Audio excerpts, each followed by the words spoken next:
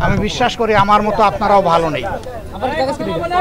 আমি ঢাকা থেকে এসেছি কয়েকদিন আগে। এখানে অত্যন্ত অবুঝ একটি শিশুর সাথে পশুরা যে আচরণ করেছে, অত্যন্ত লজ্জাজনক বিষয়। তার বাবা এটার প্রতিকার চেয়ে একটা মামলা করেছিল। এই মেয়েটার জীবনের সর্বনাশ এর প্রতিকার চেয়ে, কিন্তু মামলা কেন করলো? ঝাল মেটানোর জন্য বাবাকেই খুন করে ফেলেছে। আমরা এর নিন্দা জানাই, আমরা এটাকে ঘৃণা করি এবং এর জন্য আমরা দুঃখ এবং সমবেদনা জ্ঞাপন করছি। আমি জিজ্ঞেস করেছিলাম যাকে খুন করা হয়েছে তার স্ত্রীকে, ওনার নাম তো মন্টু রায় নাকি? হ্যাঁ, মন্টু দাস। ওনার স্ত্রীকে জিজ্ঞেস করেছিলাম যে উনি কি করতেন। বললেন যে উনি মুদির দোকানের কর্মচারী ছিলেন। মুরগির দোকানের কর্মচারী না, ব্যবসায় ওনার নাম। আমি জিজ্ঞেস করেছি উনি কর্মচারী ছিলেন। তো একটা মুরগির দোকানের কর্মচারী তিনি কতটুকুই বা আয় রোজগার করতেন এটা আপনারা বুঝতে পারছেন। তারপরেও তাদের সুখের সংসার ছিল, আয় যাই হোক, কিন্তু সেই সংসারটাকে একদম শেষ করে দিল, তছনছ করে দিল। আমরা মানবিক দায়িত্বের জায়গা থেকে এখানে এসেছি, আমরা তাদেরকে সম্মান দেখাতে এসেছি। এই জন্য আমরা খুবই দুঃখিত। ঘরের ভিতরে আমরা আপনাদের অনেককে ঢুকতে দিতে পারিনি। আপনারা লক্ষ্য করেছেন আমার কিছু ঘনিষ্ঠ সহকর্মী ঢুকেছিলেন, একটা পর্যায়ে আমরা তাদেরকে অনুরোধ করে বাইরে দিয়ে দিয়েছি, কারণ আমাদের কাছে মা বোনদের ইজ্জতের মূল্য অত্যন্ত বেশি। আমি চাই নাই যে ওই মেয়েটা, যে মেয়েটা মজলুম, তার মুখকে দেখুক। এই মেয়েটা আমার হলে আমার অনুভূতি কি হতো, আপনার মেয়ে হলে আপনার অনুভূতি কি হতো। পশুরা তো ওই সমস্ত জ্ঞান রাখে না। এদেরকে আল্লাহর কোরআনের ভাষায় বলা হয়েছে বালহুম আদাল্লু, এরা পশুর চেয়ে নিকৃষ্ট। আসলে সেই আচরণই তারা করেছে। মেয়েটার উপর জুলুম করলো, বাবাকেও খুন করলো, একটা পরিবারকে একদম ধ্বংস করে দিল। আমরা তাদেরকে আশ্বস্ত করেছি যে আমরা তাদের পাশে থাকব। আমি কুটে কুটে জিজ্ঞেস করেছি এ পর্যন্ত কে কে তাদেরকে সহানুভূতি দেখাতে এসেছেন। তারা সবগুলা খুলে বলেছেন। যারাই সহানুভূতি এবং দেখিয়েছেন, সাহায্য করেছেন, আমি তাদের সকলকে ধন্যবাদ জানাই, অভিনন্দন জানাই এবং কৃতজ্ঞতা আদায় করি।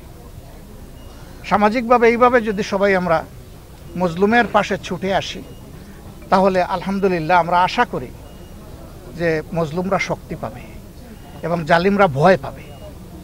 জালিমদেরকে ভয় দেখাতে হবে, তাদের শাস্তি নিশ্চিত করতে হবে এবং দ্রুত শাস্তি নিশ্চিত করতে হবে। আর মজলুমের পাশে শক্ত হয়ে দাঁড়াতে হবে এই অনুভূতি নিয়ে যে সেই মজলুম ব্যক্তিটি আমিও হতে পারতাম।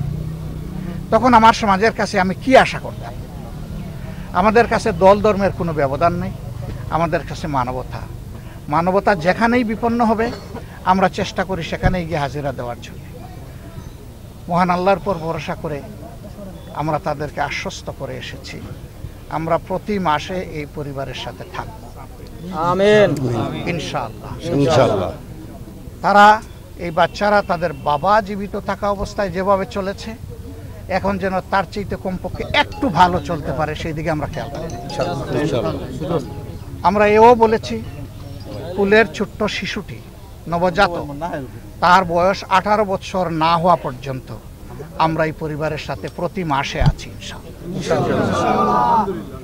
এদের পড়ালেখার খরচ, এদের জীবনের ব্যয় নির্বাহ, একটা সাধারণ পরিবারের যেটা, সেটার জন্য আমরা পাশে থাকব। মামলার ব্যাপারে আমরা অভিনন্দন জানাই তারেক রহমান সাহেব। আমি দেখেছি একটা ভিডিও, তিনি দায়িত্ব নিয়েছেন, তার দলকে দায়িত্ব দিয়েছেন। এটা একটা বিশাল কাজ। এই যে কাজের দায়িত্ব তিনি নিয়েছেন, আমি তাকে ধন্যবাদ জানাই। এর পাশাপাশি আমাদেরও যারা সংগঠনের আইনজীবী যারা আছেন, তারা পাশে থাকবেন, একসাথে লড়াই করবেন ইনশাআল্লাহ।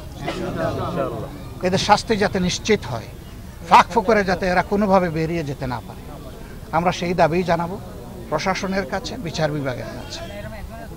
সম্মানিত ভাইয়েরা, কষ্ট করে আপনারা এসেছেন আমাদেরকে কভার করার জন্যে। আমরা আসিয়ার ক্ষেত্রে বলেছি 90 দিনের ভিতরে এই বিচার নিশ্চিত করতে হবে। এখানে দুটি মামলা, একটা নির্যাতনের মামলা আর একটা খুনের মামলা। এই ক্ষেত্রেও আমরা সরকার এবং বিচার বিভাগের কাছে আহ্বান জানাবো এই মামলাটাও যেন দ্রুত বিচার আদালতে নিয়ে সম্পন্ন করা হয় এবং যেভাবে ওই মামলার ক্ষেত্রে 90 দিনের আশ্বাস দেওয়া হয়েছে এই মামলাটাও যেন 90 দিনের ভিতরেই নিষ্পত্তি হয় আর যেন পারপিটেটর যারা অপরাধী যারা তাদের শাস্তি যেন নিশ্চিত হয়। আমাদের বার্তা খুবই পরিষ্কার, আমরা জালিমের বিরুদ্ধে এবং মজলুমের পক্ষে। এই যাত্রায় অভিযাত্রায় আপনাদেরকেও আমরা পাশে পেয়েছি, এই জন্য আমরা আনন্দিত। আমাদের বক্তব্যগুলো তারা জাতি এবং বিশ্ববাসীর কাছে তুলে ধরবেন, তাহলে মজলুম মানবতা ইনশাআল্লাহ আগামীতে রাস্তা পেয়ে যাবে মুক্তির। সবাইকে শুকরিয়া, অনেক অভিনন্দন। আসসালামু আলাইকুম রহমতুল্লাহ।